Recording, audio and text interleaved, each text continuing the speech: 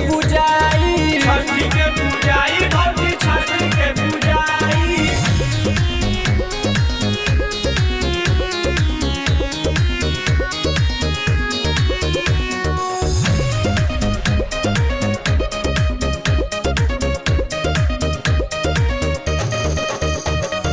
और राकेश पंकज बारे बहरे पूजा के सामान लावे पड़ी तोहरे।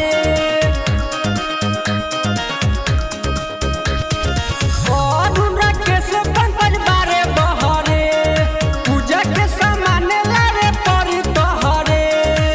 करी है कृपा तोहरे पर छठी माई,